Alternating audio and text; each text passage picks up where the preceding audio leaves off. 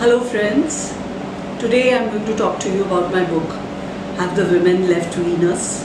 Decoding Gender at the Workplace. To explain to you why I wrote this book is very important.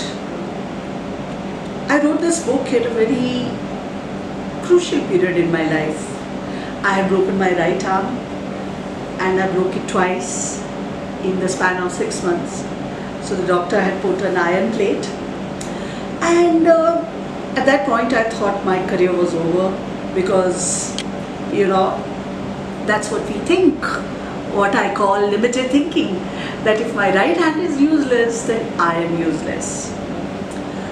But then I wanted to bring myself back into my profession positively motivated. So I started writing this book, and I chose this topic because it had been niggling in my head for a very long time. I used to encounter all these, stereotypes, stereotypical questions. Are you at interviews? Are you married? Do you have children? Is your husband in a transferable job? How old are your children? Or during my recruitment career, clients would say, send us CVs of don't send us CVs of female candidates for accounts jobs, or for a frontline sales position. They would say, send us Punjabi girl CVs. They are very aggressive. So at that point, I was not at a position where I could influence change. And also we have so many preconceived notions, and I said, okay, everybody thinks this, so you also just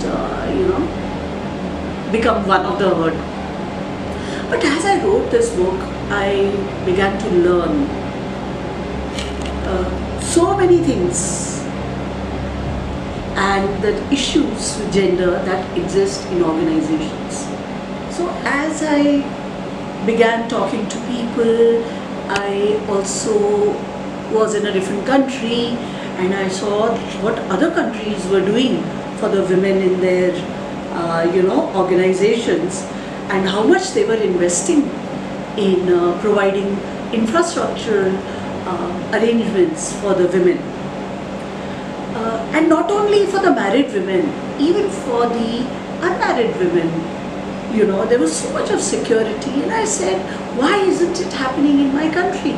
And I realized, as I interview different people, is because I think at some point we women, because that is the way we have been brought up, it is a part of our social, the social communication that we learn, socialization of women, that we should not talk about our problems. So that's what my book is about. It talks about all the problems which women face in the organization, which are subtle problems, and at some point or the other in your life, you may have encountered it, but you did not pay much attention to it because, as I said, you did not want to draw attention to yourself. So this book talks about all those issues, and I want you to read the book, and I want you to say, yes, I have faced this problem, because unless we don't talk about those problems on a public platform, we cannot solve those. And it is time that we understand that women are not people.